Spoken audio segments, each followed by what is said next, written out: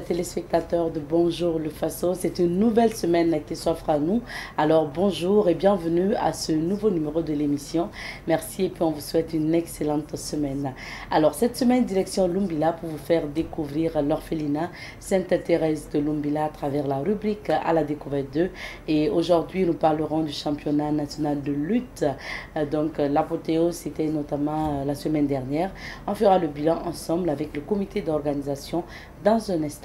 Et puis plus tard, on recevra également une dame qui organise un événement de mode à venir, notamment la présentation d'une collection. On en parlera également dans la deuxième partie de cette émission. Madame, Messieurs, merci de nous renouveler votre fidélité, merci d'être avec nous et on vous souhaite une excellente semaine. Alors, nous démarrons l'aventure avec la première rubrique, c'est à la découverte de Jingle et puis on revient. Alors, pour la rubrique à la découverte de cette semaine, direction Lumbila pour vous faire découvrir l'orphelinat Sainte-Thérèse de Lumbila. Alors, cette semaine, on part à l'orphelinat Sainte-Thérèse de Lumbila, situé donc à Lumbila. L'orphelinat Sainte-Thérèse de Lumbila qui est un centre qui accueille et accompagne les orphelins et enfants en détresse de 0 à 18 ans. Il a été fondé au Burkina Faso par les travailleuses missionnaires de l'Immaculée en 1995 et est situé à 18 km au nord-est de Ouagadougou sur la route nationale numéro 3. Ce centre fonctionne principalement grâce aux dons de diverses personnes et associations.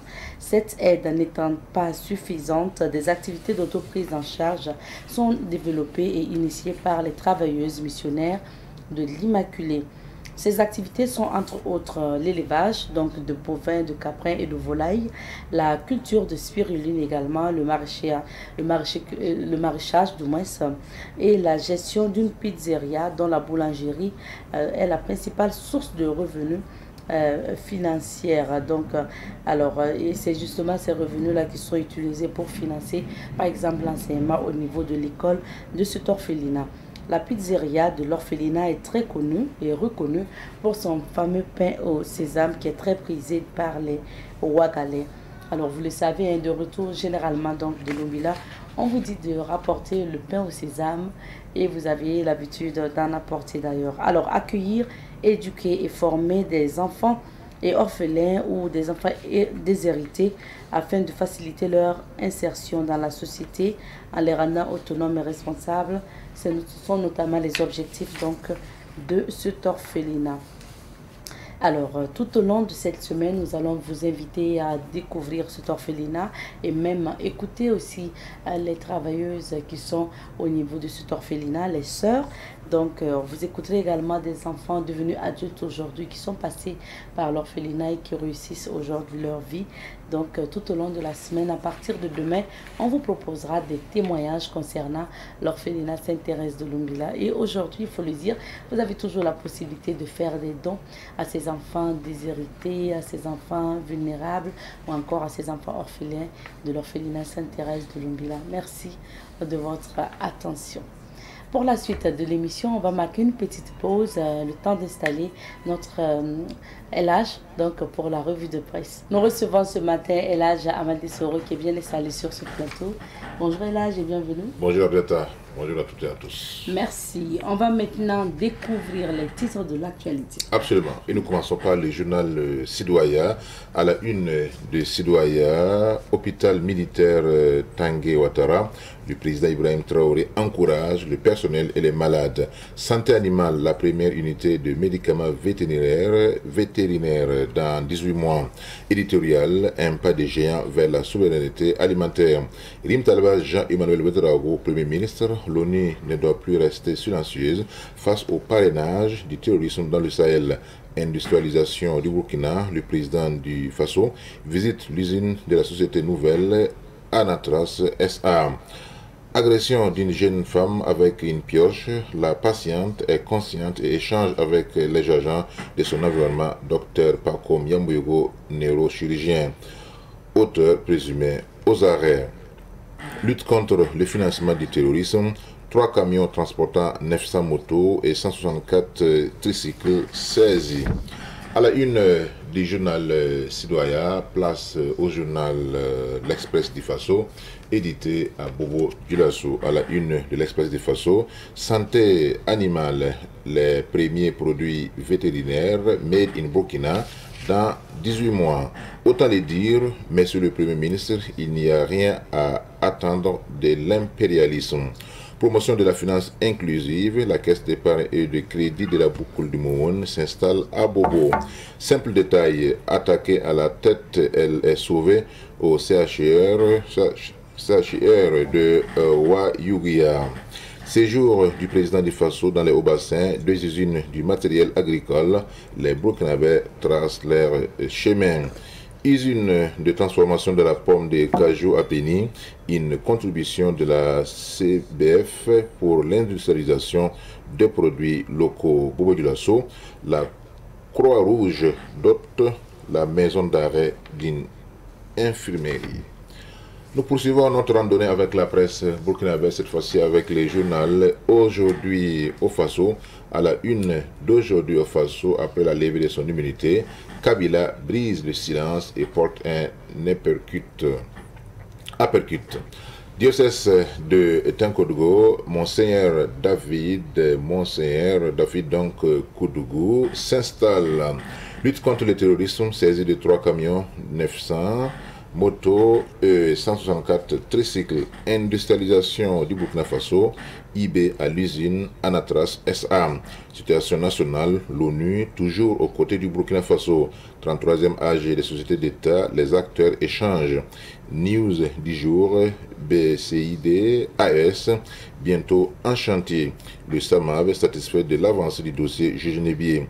Les propriétaires de magasins dans les zones habitées interpellés, satisfaits du président IB de son séjour dans les Hauts-Bassins CSE, avis à candidature pour l'attribution de fréquences et de canaux. Et nous poursuivons cette fois-ci avec le journal Le Pays.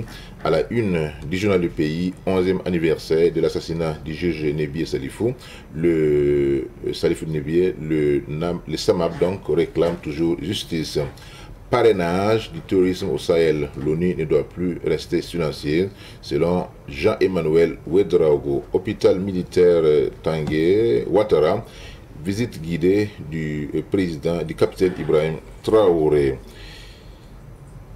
CHUR de Wayugia, une patiente opérée avec succès après une agression avec une arme métallique. L'agresseur aux arrêts. Acte Sport, ISBF, donc 2025, Paris gagné. Trafic de boissons frélatées à Koudougou, 3 personnes interpellées. Confidence du week-end. Sécurité urbaine, quand flics et démarcheurs se parlent. Taxe sur la publicité à Bobo, bientôt une opération de recouvrement des reliquats de 2025. Et nous terminons avec le journal L'Observateur Palga, à la une de l'Obs, CHR de Wayugia, une victime d'une agression à la pioche opérée avec succès. Diocèse de Tinkodougou, Monseigneur David Koudougou prend possession du siège. Nouvelle maternité CMA de Léo, ce bébé qui suscite toutes les curiosités. Vente de boissons frélatées à Koudougou.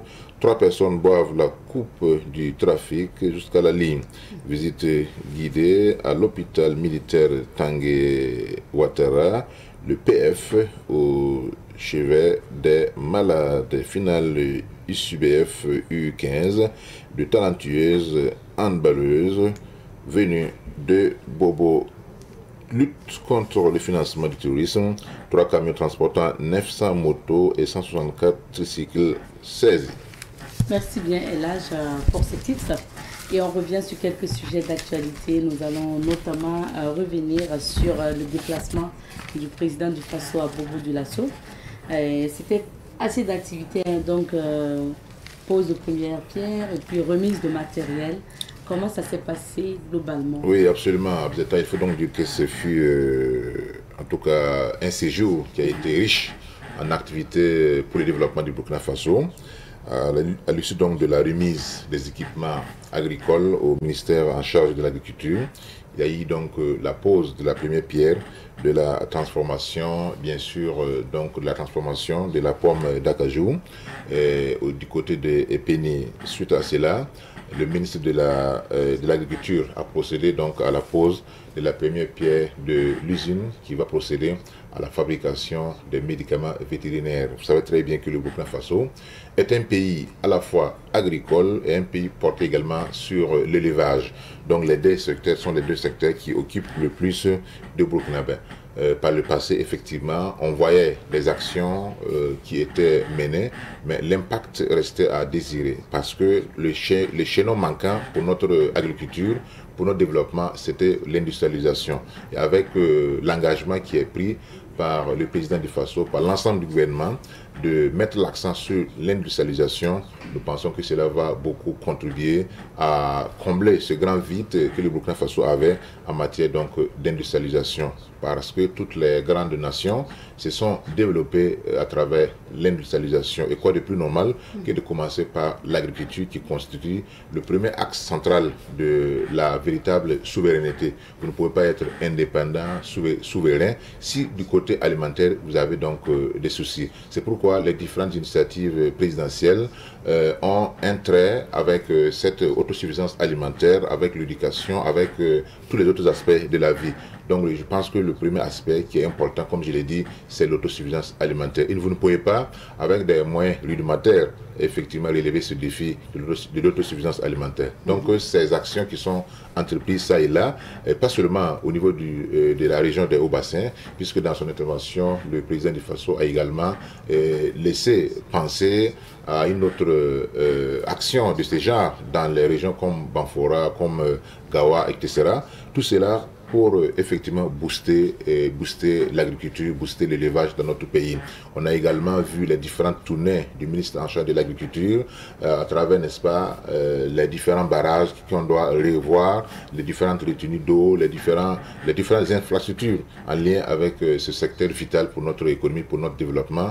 Et je pense que ce sont des efforts qu'il faut saluer. Je vais faire un petit arrêt par rapport à l'usine de l'Anatras, donc cette grande usine qui avait fermé parce que ceux qui détenaient les capitaux étaient donc des Occidentaux, notamment des Hollandais, et en 2023 donc qu'ils ont effectivement fermé parce que selon les explications qui nous sont parvenues et que la trajectoire ou du moins l'option prise par le Burkina Faso n'est politiquement ou géopolitiquement ne convient plus avec ce détenteur de capitaux. Donc ils ont carrément fermé l'usine, mettant ces milliers de femmes et d'hommes dans le chômage.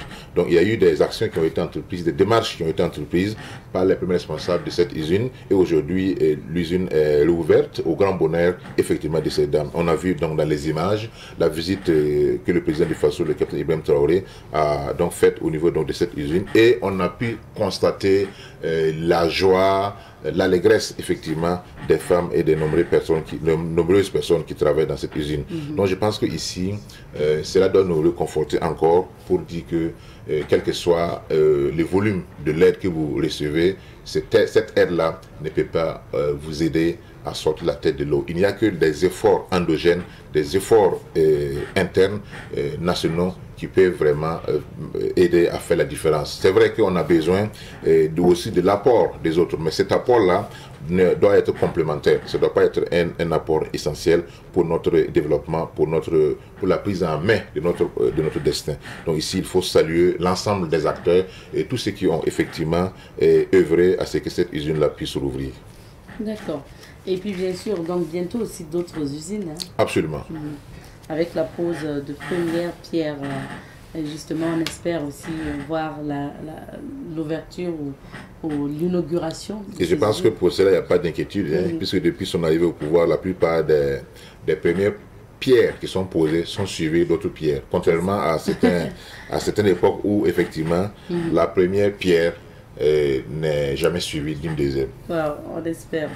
Alors, on parle aussi d'autres actualités, lutte contre donc, le terrorisme, surtout donc, le financement du terrorisme, saisi notamment de camions transportant des motos. Tout à fait. Et ça, c'est une information qui a été livrée par le ministre en charge de la sécurité, le commissaire de police Mahmoud Sana, qui a donc, au détour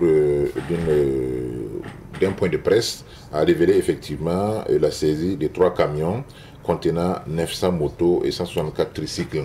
Et c'est depuis le mois d'avril, hein, ils ont laissé couler quand même 2 mois pour voir s'il y aurait d'éventuelles réclamations, mais il n'y a pas eu de réclamation. Donc les premières conclusions disent que effectivement cette cargaison-là allait vers la ville ivoirienne de Korogo.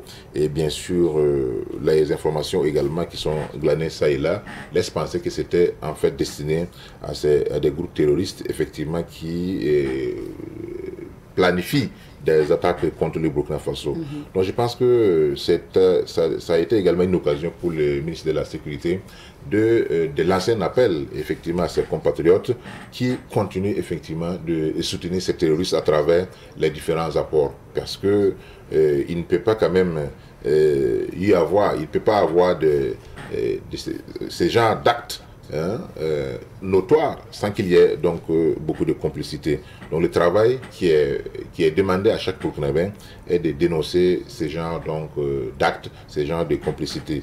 Parce que nous l'avons toujours dit, hein, sans un soutien, quelle que soit sa force, un groupe terroriste, un groupe armé ne peut pas vraiment mettre en déroute un État, ne peut pas porter un coup dur donc, à des États. C'est donc l'occasion également d'appeler ces pays-là qui vraiment pensent qu'ils sont à l'abri du terrorisme. Le terrorisme, c'est une gangrène qui ne connaît pas de frontières politiques. Et je pense que c'est l'occasion pour l'ensemble des pays, notamment de la sous-région ouest africaine, de se mettre ensemble pour lutter contre cette idée terroriste, pour que ces nations-là retrouvent leur paix d'antan, leur quiétude et amorcer leur développement. Si vous pensez que ce sont les pays du Sahel aujourd'hui qui sont donc dans l'œil du cyclone, par conséquent, vous êtes à l'abri, vous avez mal compris, vous avez fait une mauvaise lecture, parce que, comme l'a dit le Premier ministre Sonko, le Premier ministre du Sénégal, Sonko, qu'effectivement, le terrorisme ne connaît pas les frontières politiques, ne connaît pas les frontières naturelles. Ce sont donc des gens qui sont manipulés, d'ailleurs, qui sont manipulés par des forces externes dont l'ambition principale, c'est de s'accaparer de vos terres, c'est de piller vos ressources, c'est de désorganiser votre équilibre social, c'est de faire en sorte que vous ne puissiez plus mener une vie normale. Donc c'est l'occasion, c'est le lieu donc d'appeler l'ensemble de ces États à se mettre ensemble, et il y a des signes déjà qui sont des signes encourageants, même s'il faut être prudent. C'est le premier contact qui a eu lieu entre la CEDEAO et l'AES, la rencontre qui s'est tenue donc à Bamako, peut augurer donc d'une nouvelle ère, une ère donc de confiance mutuelle, même si de part et d'autre, il y a encore de la prudence. D'accord, merci beaucoup pour ces analyses, Elhadj. On va maintenant découvrir les couleurs du temps, c'est à travers la météo. Notre invité du jour est M. Ousseini Kabré. Il est le président de la Fédération de lutte du Burkina Faso. Et puis on parlera du championnat national de lutte. Bonjour à vous, M. Kabré. Bonjour à vous, madame, et bonjour aux téléspectateurs de Savane Média. Merci à vous d'être sur notre plateau, du moins pour parler donc de lutte et surtout faire le point du championnat. Alors, M. Kabré, pour parler de la lutte en général, hein, et pour revenir un peu à l'histoire de la lutte, on peut dire que c'est un sport traditionnel. D'abord. Oui, madame, c'est un sport traditionnel. Il fait aujourd'hui partie des sports qui aujourd'hui font le bon chemin. Pour le bonheur, bien sûr, de la culture burkinabé.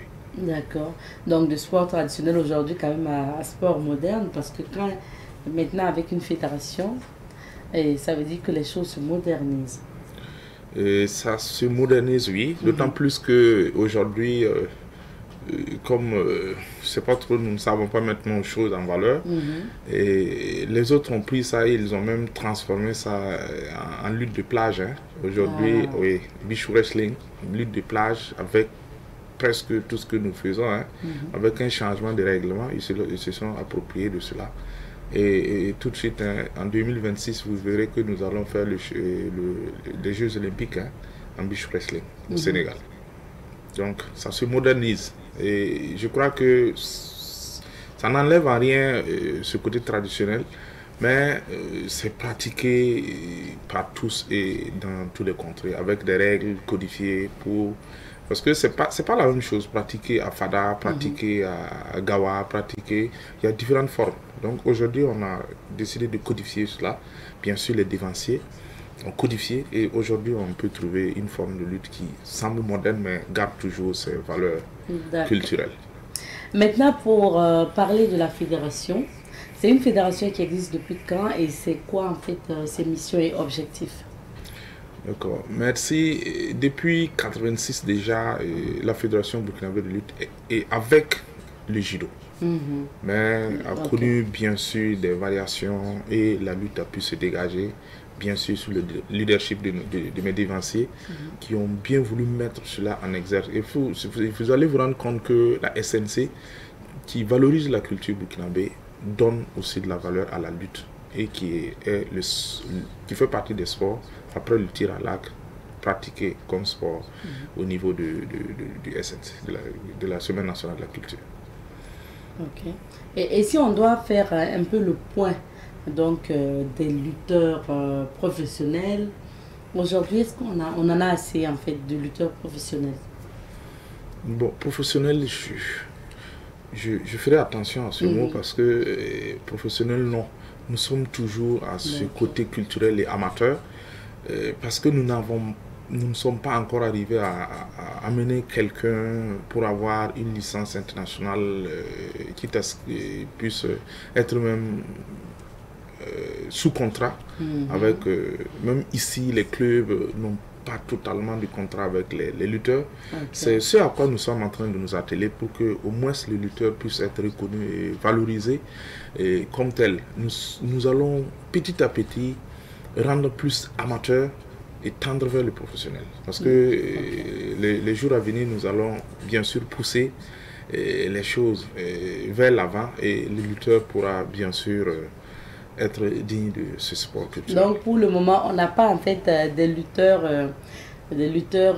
qui sont des lutteurs pro, genre qui font de ça leur métier. Autant on a donc des coureurs professionnels ou des joueurs professionnels. Pour les lutteurs, ils font autre chose et la lutte.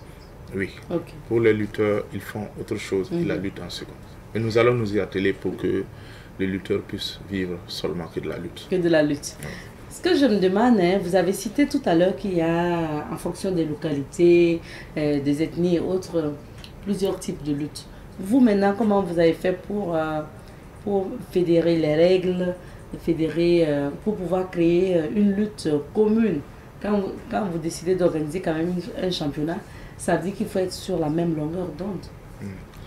Oui, vous allez voir qu'il y a des zones où les gens ils ne se touchent pas, les mains ne font pas partie de la lutte. Il y a des zones où, par exemple, les gens ce sont les épaules, ils vont s'entrelacer d'abord, ensuite c'est les mains seulement qui travaillent.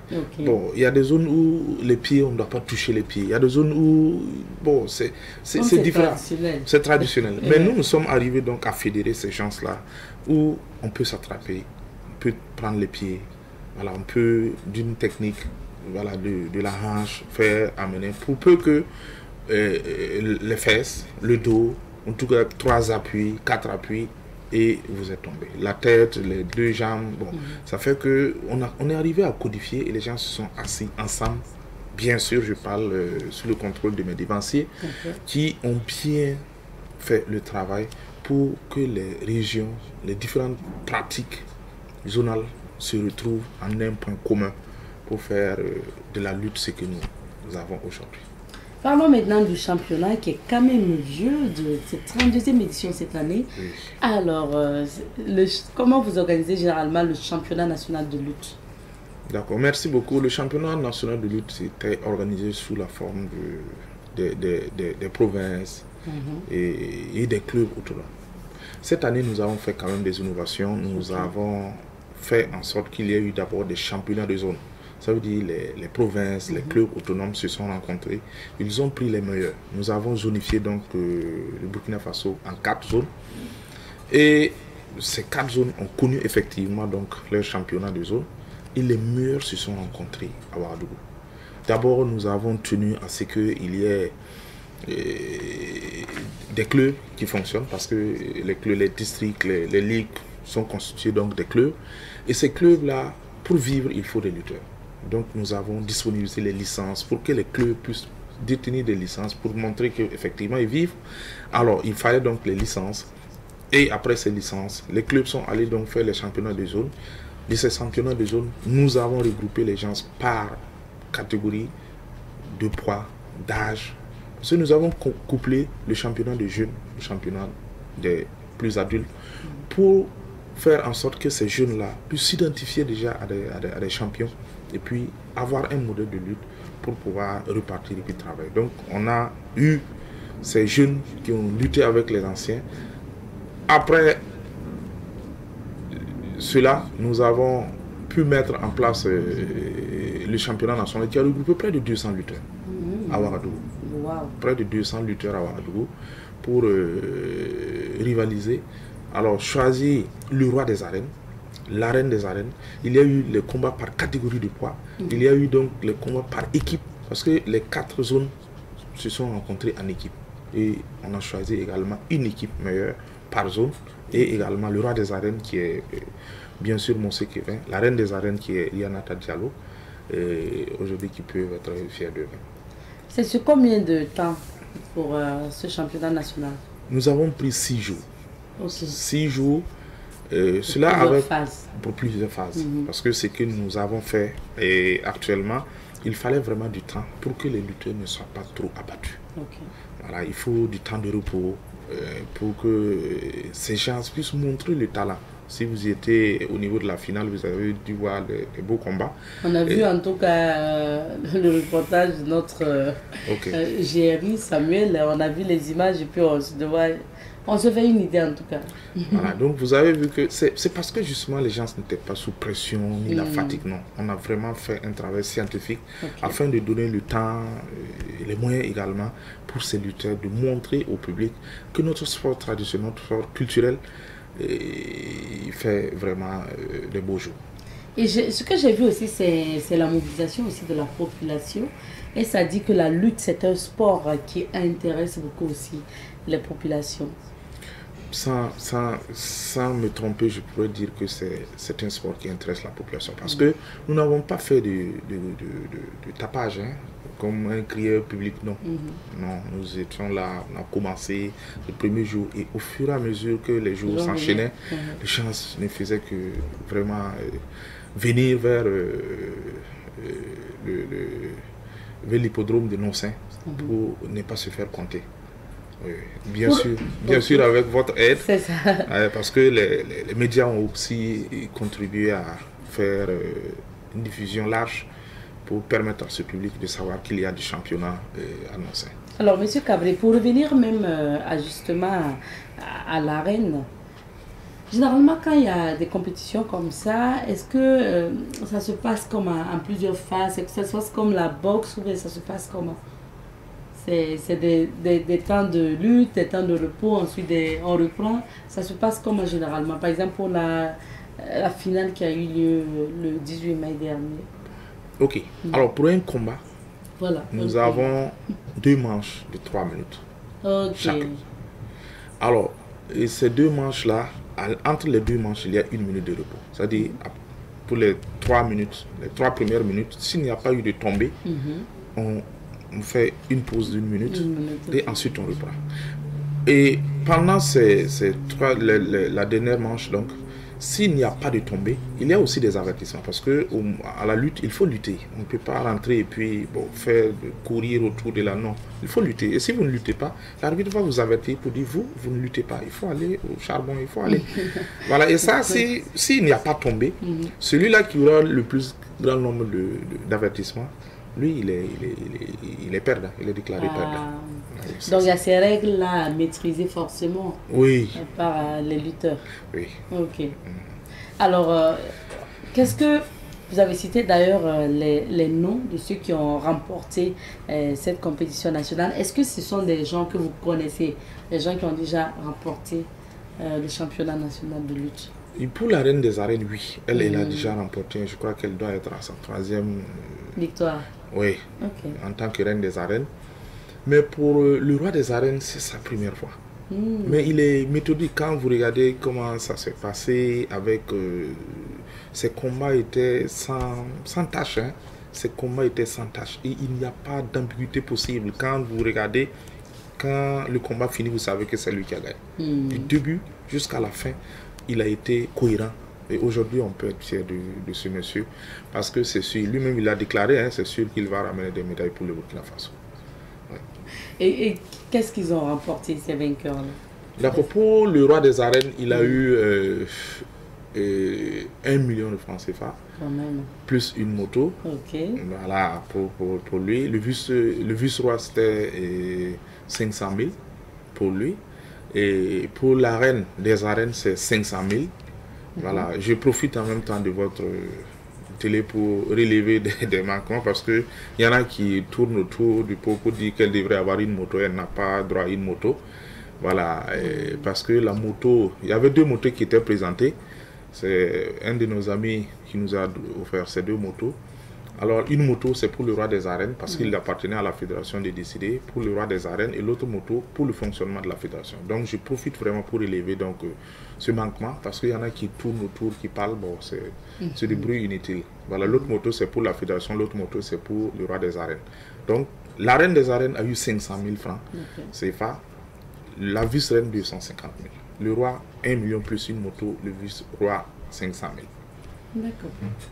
Alors, aujourd'hui, pour vous, c'est quoi les grands défis de la lutte au Burkina Faso? D'accord. Avant de revenir à ces défis, il faut savoir que ce qui a été distribué comme prime, parce qu'il y a aussi par catégorie, il y a par équipe, c'est autour de 6 millions que nous avons distribué comme prime. Le total, là? Oui, 6 millions que nous avons distribué comme prime. Donc, je crois que nous allons dire merci vraiment à nos partenaires, Sodibo et BCB, qui ont vraiment accompagné, qui nous ont accompagnés. Et alors, pour revenir au défi, c'est que nous sommes fixés pour objectif d'aller vers la jeunesse, d'aller vers la petite catégorie, parce que la relève, elle est très très importante. Pour aller loin, il faut commencer bas. Voilà, donc nous sommes repartis un peu plus bas, on va repartir un peu plus bas pour former, parce que lorsque nous avons des enfants qui sont bien formés, il n'y a pas de raison que nous n'ayons pas de champions. Non, il n'y a pas de raison. Donc aujourd'hui, c'est d'abord ça. Ensuite, les infrastructures. Il faut des infrastructures parce que nous n'en avons pas. Vous vous entraînez où? Et les clubs sont libres. Mais il faut que la fédération ait au moins un lieu où il faut... Quand je prends l'exemple d'un pays voisin comme le Niger, je dis merci à monsieur le président de la fédération nigérienne de lutte qui était là. Il est venu vraiment participer à notre championnat. Et ils ont des stades pour... Je ne parle pas du Sénégal parce que là-bas c'est un autre monde. Hein. Mais le Niger, il y a des stades dans les régions. Mais nous n'en avons pas. Stade spécifique, vous voyez que nous sommes allés faire ça à l'hippodrome de Noncin. Et si nous avons l'accompagnement de nos autorités, je leur dis merci. Merci à monsieur le ministre des Sports, de la Jeunesse et de l'Emploi. Mais il faut des infrastructures. Parce qu'aujourd'hui, en plus de notre sport culturel et traditionnel que nous allons conserver, il faut que nous ouvrions au monde. Il y a le beach wrestling qui a d'autres règles, il faut le faire, mais ça se pratique sur du sable, donc nous pouvons continuer avec notre sable. Mais il faut que nous ayons une salle pour la lutte olympique, parce que nous ne pouvons pas seulement rester ici. Il faut que nous ayons une salle pour la lutte olympique, nous n'en avons pas. Et pour s'entraîner, il faut négocier des salles. Pour faire une compétition, il faut que... c'est pas simple. Il faut aller louer une salle pour s'entraîner, c'est difficile. Par contre, pour repartir à la base avec des enfants, il faut du temps, il faut le lieu. Il faut cela pour que vraiment nous puissions transmettre donc ce savoir-là vers les lutteurs qui feront le bonheur. Donc, ici, nous pouvons parler de la relève, nous pouvons parler des infrastructures et nous allons demander également l'accompagnement de nos autorités en matière de moyens. Parce que le sport, ce sont les moyens. Voilà, si nous avons ces moyens-là, et nous allons pouvoir vraiment booster ce sport culturel endogène-là vers l'élite. Et nous allons professionnaliser, comme vous l'avez dit au début, nous allons professionnaliser la lutte. Parce que vous allez voir qu'il y aura des contrats Les lutteurs pourront donc signer des contrats avec des clubs, pourront avoir des transferts entre les clubs et même à l'extérieur, les gens pourront aller lutter. Parce que nous avons aujourd'hui des gens qui sont ailleurs, mais qui ne luttent pas sous nos barrières parce que bon, c'est pas trop ça pour le moment. Ils préfèrent lutter avec les autres. Mais avec l'international, ça se durcit un peu. Pour changer de nationalité, c'est difficile. Donc, nous pourrons les avoir avec nous si nous avons bien sûr l'accompagnement nécessaire. Tout ce qu'il faut pour faire rayonner donc, ce sport traditionnel, mais qui se modernise aujourd'hui. Et surtout qu'il y a des compétitions aussi à l'échelle africaine ou internationale de lutte. Il y a des compétitions. Tout de suite, il y a les Jeux de la francophonie qui va se tenir donc, du côté du Togo en juin. Il y a également la Côte d'Ivoire. Et il y a bien sûr une compétition qui se trame entre l'AES qui doit avoir lieu en juin également du côté du Mali. Et je viens de rentrer du Maroc où il y a eu les Jeux africains. Mais malheureusement notre équipe n'a pas pu participer. Et, bon, par petites contraintes, hein, donc, on n'a pas pu participer. Petites contraintes? Oui. C'est quoi? Par exemple, on n'avait pas les documents nécessaires pour participer. Alors, on ne s'y est pas pris tôt. Voilà, donc c'est ce qui a fait que nous n'avons pas pu participer. Voilà, donc voilà un peu ce que je peux dire. Sinon, il y en a. Il y a le mondial, il y a même les Jeux olympiques. Je vous disais tantôt, en 2026, il y aura les Jeux olympiques du côté du Sénégal. Donc, c'est maintenant que nous devrions préparer cela. Alors, lieutenant Cabri, est-ce qu'aujourd'hui on peut dire que c'est une 32e édition réussie pour la Fédération nationale de lutte? Merci madame, merci aux téléspectateurs de Savane Média. Je pourrais dire que la 32e édition est une compétition réussie parce qu'arriver à mobiliser plus de 200 personnes, les transporter, les loger, les nourrir, les soigner, faire une compétition sans problème, je peux dire que c'est une compétition réussie. À cette occasion, nous avons pu établir des cartes nationales d'identité pour beaucoup qui sont venus des zones assez difficiles où ils n'avaient pas les CNIB. L'occasion de dire merci à monsieur le directeur général de l'ONU. Également une sensibilisation sur la sécurité routière. Occasion également de dire merci à monsieur le directeur général de l'Office national de la sécurité routière au NACER.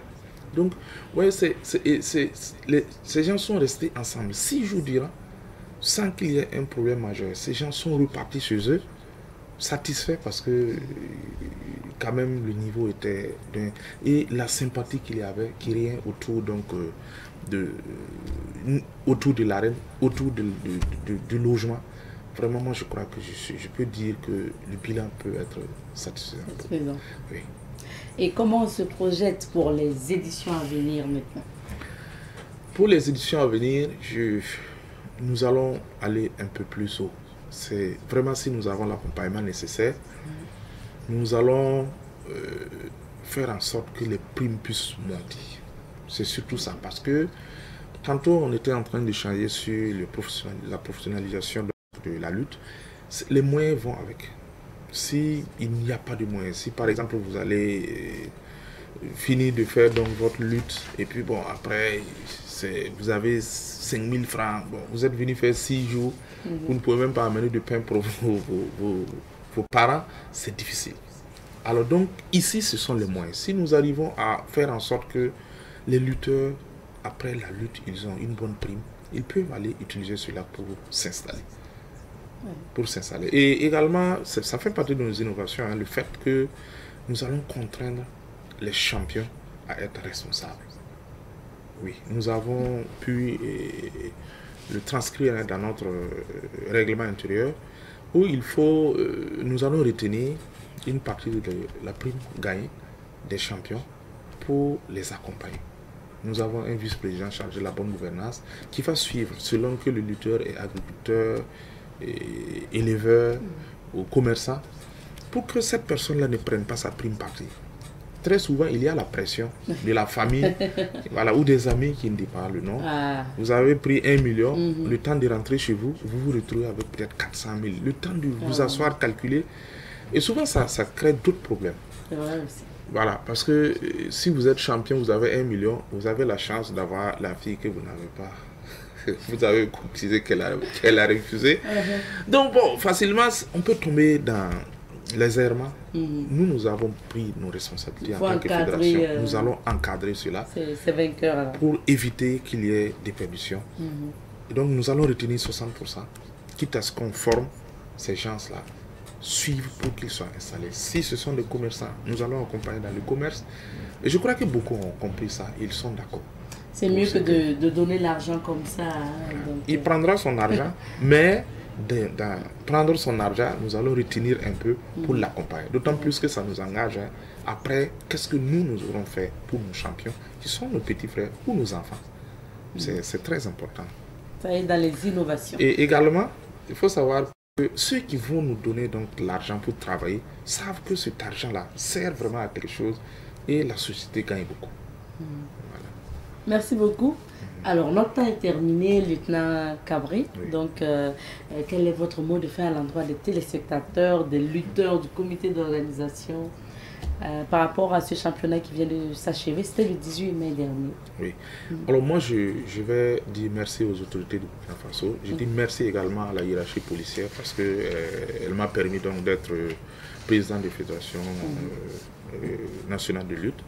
Alors, je vais souhaiter à tous les Burkinabés la dignité. En fait, je souhaite que chacun regagne chez lui et vive dignement. Ça, c'est à l'ensemble des Burkinabés. Je vais dire merci au comité d'organisation, merci aux encadreurs, merci aux présidents de ligue de district, merci aux lutteurs. Et je vais leur demander qu'ils puissent se mettre la main dans la main afin que nous puissions booster la lutte vers ce que nous voulons. Je vais dire merci à vous, les hommes du média, qui nous accompagnent, qui faisaient en sorte que nous puissions être vus et entendus de tous les Burkinabés. Et je vais vous dire merci à travers votre micro, à tout l'ensemble des organes de presse. Et je vais également dire merci à ceux qui acceptent de nous accompagner. Parce que sans eux, nous ne pouvons pas faire quelque chose. Donc, à l'ensemble des Burkinabés, faisons de notre sport ce que nous voulons. La lutte, c'est notre sport. La lutte, c'est le sport des Burkinabés. Nous pouvons faire de ce sport le sport roi au Burkina Faso. Merci beaucoup. Merci à vous d'être passé sur notre plateau. Je rappelle que nous étions avec le lieutenant Ousseini Cabré. Il est le président burkinabé de la Fédération de lutte. On va s'arrêter ici pour l'entretien d'aujourd'hui. On marque une petite pause, le temps de retrouver d'autres invités. Et pour la suite de cette émission, nous parlons d'une collection, d'une marque. Donc, il s'agit de Gentille Collection. Et justement, cette marque-là organise une activité pour présenter la collection. On parle aujourd'hui avec Madame Karine Koulibaly, qui est chargée de communication de la marque Gentille Collection. Bonjour. Bonjour madame. Comment vous allez? Je vais très bien. D'accord, ça va bien aussi chez nous. Merci. Alors, Gentille Collection, pourquoi déjà ce nom, Gentille Collection?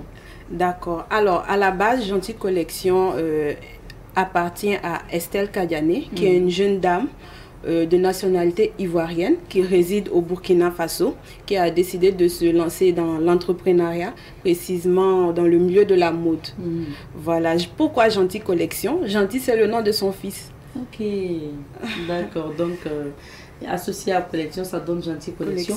Alors, le lancement, c'est pour bientôt. Voilà. Le lancement de la marque. Mais ça, c'est quoi, en fait, la touche particulière donc, de cette style ici? D'accord. Gentille Collection est spécialisée dans les vêtements hommes. Plus précisément les tuniques, les chemises et aussi dans une tenue qu'on appelle le jampa. Le jampa. Voilà. Ok. C'est une manière d'habiller les hommes avec une culotte, une chemise. Voilà. C'est une manière pour nous de réinventer le style homme. Voilà. Au Burkina, si on peut le dire comme ça. D'accord. Donc c'est une collection, la collection que vous allez nous présenter, c'est exclusivement homme. Homme, voilà. Ok. D'accord. Et maintenant, vous êtes là pour nous parler du lancement de la marque. Voilà. Alors, ça va se passer quand et où? Alors, pour le lancement, c'est le 17 juin. Le 17 juin, au niveau de Ouaga 2000, au niveau de l'espace Le Chapiteau. Voilà. De 17h à minuit. Ah oui, ça sera quoi comme programme de 17h à minuit? Alors, comme programme, on a déjà un défilé de mode. Ok. Un défilé de mode. On a aussi un buffet. Voilà. On a aussi une vente privée de toute notre collection. Ok. Donc, maintenant, ce qu'on se demande aussi, hein, c'est ça. Est-ce que pour cette collection, on se retrouvera, ça sera avec du pain, ça sera avec des tissus? Bien sûr. Ça sera avec, on aura du pain africain, on aura du cocodona, on aura du pain baoulé, on aura plusieurs types de pain. Surtout l'Afrique sera représentée ce jour-là. Donc, on vous invite. Ok. Est-ce qu'on peut se rassurer aussi que côté coût, on pourra quand même s'acheter? Côté coût, c'est vraiment accessible à tout le monde. Donc, n'hésitez pas. Ok. On sait que quand on parle de marque de vêtements ou même du stylisme, il y en a pas mal, hein, que ce soit au Burkina ou dans les pays d'Afrique. Ça sera quoi en fait la touche particulière, comme je le disais tout à l'heure, qui va faire la différence et qui va faire que les gens vont aller vers la marque Gentil Collection? Il faut dire que Gentil Collection, c'est pas seulement des pagnes burkinabés qu'on va utiliser, ni des pagnes africains, ni des pagnes ivoiriens, ni des pagnes togolais. Il y aura un peu de tout. Okay. Voilà. Chacun peut se retrouver. Chacun peut se retrouver. Si tu es togolais, si tu es burkinabé, si tu es malien, tout le monde peut se retrouver. Voilà, avec notre marque Gentil Collection. Et il me semble que la vente privée que vous organisez là, il y a un pan social. Voilà, 5% de chaque article acheté seront reversés à nos soldats. Autant pour moi, seront reversés aux veuves, voilà, et aux orphelins de nos soldats tombés au front. Ok. Maintenant, pour toujours, hein, c'est exclusivement hommes pour les tenues, voilà, qui seront présentées. Exclusivement hommes. Okay. Pour une première fois, on a décidé d'y aller avec les hommes. Est-ce qu'après la collection, enfin la présentation de la marque, vous avez déjà une boutique qui sera disponible? Est-ce que ça sera ça la suite ou bien pour le moment? Bien sûr, bien sûr. Après le lancement officiel de la marque, on prévoit déjà un local pour mieux s'installer, pour pouvoir commencer à faire d'autres créations. D'accord. Merci beaucoup. On va rappeler les conditions aussi pour avoir accès à l'espace le jour donc, de la présentation de la marque. D'accord. Les conditions, il y a des tickets. Des tickets, il y avait des tickets de 25, de 50 000, mais actuellement, pour les tickets, on n'a que les tickets de 25 000 qui sont disponibles. Voilà. Et on a un contact. On a 2 contacts pour l'entrée. Pour l'entrée, voilà. Et ça vous donne droit à quoi, vous avez dit? Rappelez. Vous avez une chaussure offerte. Une chaussure? Voilà. Vous êtes dans la confection de chaussures? Oui, aussi? des accessoires aussi. Ok. Typiquement africain. D'accord. Donc vous avez droit à la chaussure, ensuite à la salle, voilà, et au défilé, au buffet. Ok. D'accord, donc les contacts, vous avez... D'accord, le premier contact c'est le 57 83 82 58. Le deuxième c'est le 66 67 15 39. D'accord, merci bien. Merci. Quel est votre mot de fin à l'endroit des Burkinabés concernant le lancement de cette marque Gentil Collection qui aura lieu le 17 juin? Le mot de fin, j'invite tout Burkinabé à venir nous soutenir car nous sommes jeunes. Voilà, on veut vraiment entreprendre dans le domaine de la mode. Nous sommes des jeunes qui se cherchent. Voilà, et ensemble, on peut y arriver. Donc, on vous invite massivement à venir. Merci beaucoup. Merci. Merci à Karim Koulibaly d'être passé. Je vous rappelle que vous êtes chargé de communication de la marque Gentil Collection. Alors, on va maintenant vous accompagner certainement avec le spot publicitaire de votre activité. Je crois que ce spot doit être disponible et puis on reviendra pour la suite. De retour sur ce plateau et nous revenons sur la rubrique à la découverte 2. Cette semaine, je rappelle que nous nous intéressons à l'orphelinat Sainte-Thérèse de Lumbila pour cette rubrique. Alors, l'orphelinat Sainte-Thérèse de Lumbila qui est un centre d'accueil qui accueille et accompagne les orphelins et enfants en détresse de 0 à 18 ans. Il a été fondé au Burkina par les travailleuses missionnaires de l'Immaculée en 1995 et est situé à 13 km au nord-est de Ouagadougou sur la route nationale numéro 3. Ce centre fonctionne principalement grâce aux dons de diverses personnes et associations. Cette aide n'étant toujours pas suffisante, des activités d'autoprise en charge ont été développées et initiées par les travailleuses missionnaires de l'Immaculée. Ces activités sont entre autres l'élevage de bovins, caprins et de volailles, la culture de spiruline et le maraîchage. Il y a aussi la gestion d'une pizzeria dont la boulangerie est très connue et d'ailleurs la principale source de revenus pour financer notamment l'enseignement au niveau de l'école. La pizzeria de l'orphelinat est très connue pour son fameux pain au sésame qui est très prisé par les Ouagalais. Accueillir, éduquer et former des enfants orphelins ou déshérités afin de faciliter leur insertion dans la société en les rendant autonomes et responsables. Ce sont notamment les objectifs de ce centre. Tout au long de la semaine, nous allons notamment vous faire découvrir l'orphelinat Sainte-Thérèse de Lumbila à travers les témoignages des sœurs de l'orphelinat, mais aussi des enfants qui sont devenus aujourd'hui des adultes, mais qui sont passés par l'orphelinat, mais qui ont des activités aujourd'hui. Alors, ça sera à partir de demain pour les témoignages. Sinon, pour aujourd'hui, c'est terminé. Merci à vous de nous avoir suivis. Merci de rester fidèles également au programme de Savane TV. Nous, on se retrouvera, Inch'Allah, demain, mardi, quand il va sonner 7h30 chez vous, mais également chez nous. Portez-vous bien et on vous souhaite une excellente semaine. Allez, cuisse.